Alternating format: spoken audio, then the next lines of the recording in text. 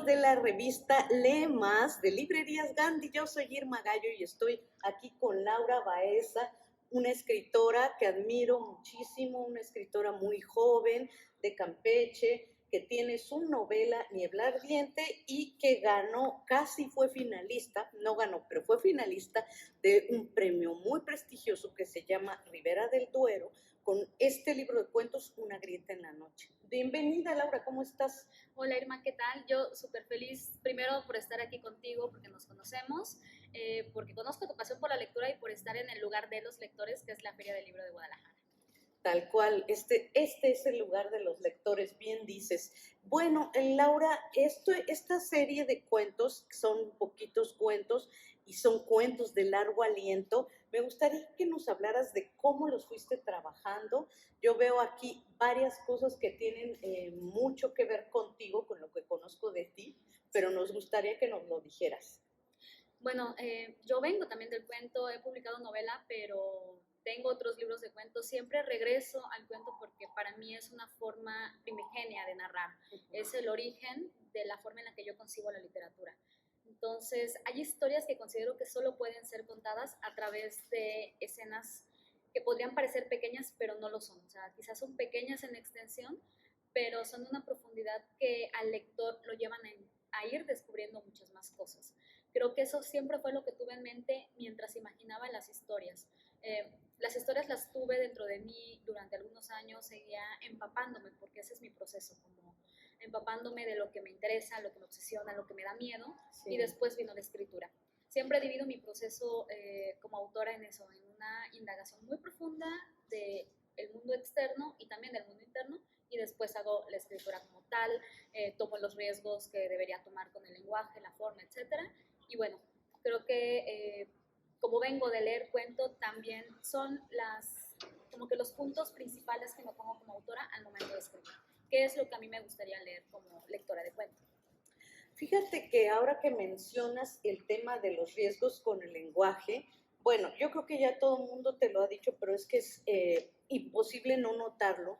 El primer cuento de este libro se llama Quinto Round y es trepidante, creo que es la palabra que me viene a la mente, es trepidante y además habla de un boxeador. Háblanos de cómo fue este cuento escrito, porque no solo es esto que digo del ritmo, sino el cómo te metes tú a los personajes, que realmente yo creo que los estoy oyendo y viendo. Bueno, esta es la historia, Quinto Round es la historia de un boxeador de la periferia de la Ciudad de México, que se llama Menandro La Chincha Mendoza. Es su historia y no, porque también es la historia de unos adolescentes que viven en un entorno que no les gusta y quieren hacer algo para salir de ese entorno. Es la historia de la migración y es la historia de las familias que están compuestas por otros miembros. O sea, es una historia que abarca muchas más cosas. Sin embargo, el box es importante aquí porque hay una comparación entre el deporte de contacto que a mí me gusta mucho y el lenguaje. Creo que era lo que yo necesitaba, poner casi en la misma línea un deporte rápido como el básquetbol o como el boxeo, y la cadencia de las palabras, pero no es una cadencia poética ni a la que estamos acostumbrados cuando escuchamos la palabra cadencia, es una cadencia del golpe y de las sílabas y del aliento que es como uno se siente cuando practica deporte. O sea, no puedes dejar de respirar y no puedes dejar de respirar de forma rápida cuando lees un cuento así, que fue lo que yo hice cuando lo escribí. Wow, es que qué interesante saber de tu proceso, porque de verdad es muy diferente este cuento de los demás. A mí me gustan varios de los cuentos y también me gustaría que nos hablaras acerca de esta indagación que haces en las distintas formas de violencia y de violencia contra las mujeres en este libro Una grieta en la noche. Fíjate que cuando yo empecé a escribir, bueno, cuando empecé a publicar, pensaba que no me interesaba escribir sobre violencia porque yo no era violentada de forma convencional. O sea, yo decía que eso no me correspondía y no me tocaba y para qué me lo iba a adjudicar. Sin embargo, el tiempo, las lecturas, las experiencias propias y ajenas me han colocado en el lugar en el que me siento más cómoda, que es hablar también de esas pequeñas violencias. Quizás no son las violencias que me hacen una víctima a los ojos de los demás, pero son las violencias que yo experimento y que veo que personas cercanas experimentan. Yo parto de ahí, parto del abandono, de la familia, de algo que podría parecer inocente, como la crueldad infantil o la crueldad de los hermanos, pero es algo que te marca, es algo que provoca una herida que siempre va a estar ahí. Sí, y también las presencias masculinas aquí también son muy, muy importantes. Hay uno de los cuentos, voy a revisar, que se llama 22 días en la vida. Lo que más me llama la atención de este cuento es la relación del hombre con su madre, que también es, perdón que lo diga, una patología, yo creo que hay en muchos varones mexicanos y latinoamericanos. Sí, es una historia de amor millennial. Yo así la Ujú. concebí como nos relacionamos los millennials, también a través de la soledad. Sí. Estamos acostumbrados a las multitudes, a estar todo el tiempo súper motivados por muchas otras cosas, sin embargo hay una profundidad latente cuando hablamos de soledad o cuando hablamos del amor verdadero o de lo que aspiramos a que sea el amor. Y es lo que atraviesa estos personajes. Y el personaje masculino tiene una situación familiar que no le permite desprenderse de la madre, pero ahí no puedo dar tantos spoilers porque Sí, no. lo único que puedo decirles es que en este libro, en este cuento y en algunos otros, yo quería escribir sobre fantasmas y sobre otro tipo de Sí. presencias. Y eso es algo que marca a este personaje y marca también a la voz femenina, que es quien cuenta la historia. Y otras cosas que a mí me llaman mucho la atención, lo visual, cómo otras culturas, por ejemplo la cultura oriental, ve a la muerte y cuál es la representación que tenemos de ellos en cine, en televisión. Y bueno, hasta ahí lo dejo con este cuento porque sí sería el gran spoiler.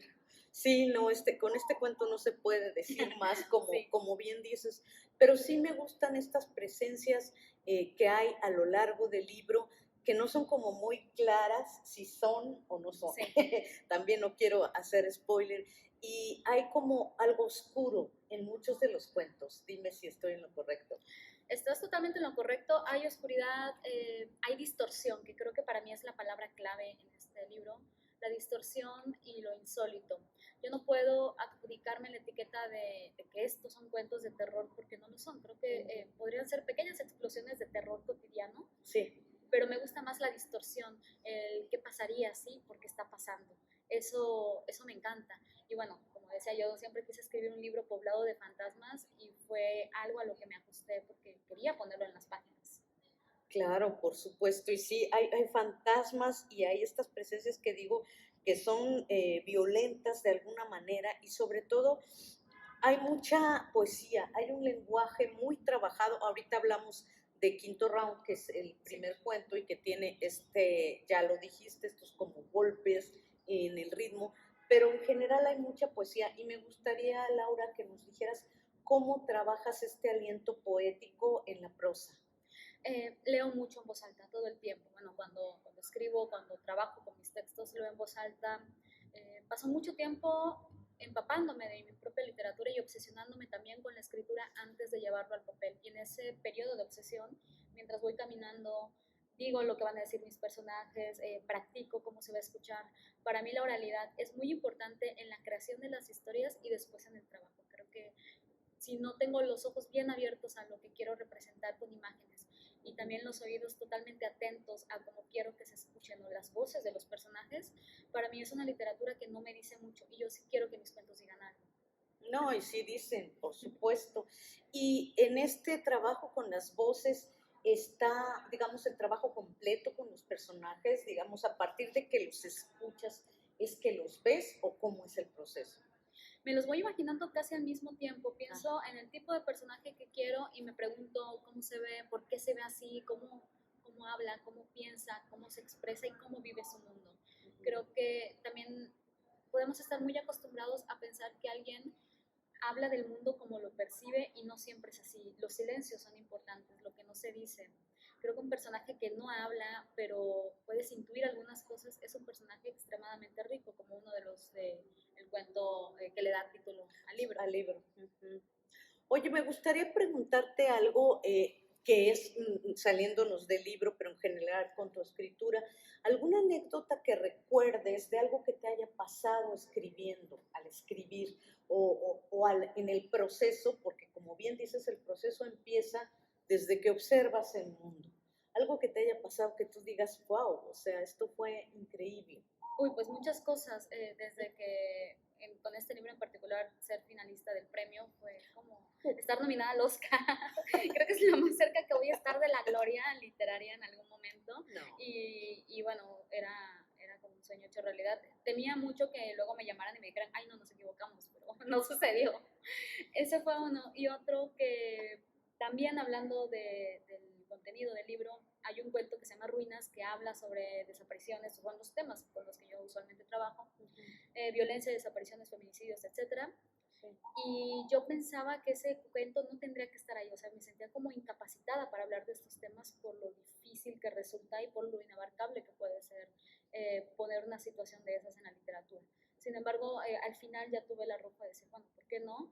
Y lo incluí y he tenido comentarios de lectores y lectoras que quizá a veces pensamos que la literatura no cambia el mundo, pero la literatura puede hacer mucho por un lector y un solo cuento puede darles el abrazo que necesitan o decirles algo que es importante para ellos y nosotros como autores no siempre lo vemos en la totalidad. No, pues totalmente. Oye, Laura, pues yo te agradezco mucho. Vaya que no fue un sueño, es cierto. Fuiste finalista y tenías mucho por qué ser finalista con Una grieta en la noche del Premio Rivera del Duero. Yo se los recomiendo muchísimo. Ya lo pueden comprar en librerías Gandhi, por supuesto. Muchas gracias, Laura. Muchas gracias y gracias a Gandhi que siempre son el espacio ideal para compartir libros, lectura y la pasión que nos mueve, que es esto, es la literatura. Gracias.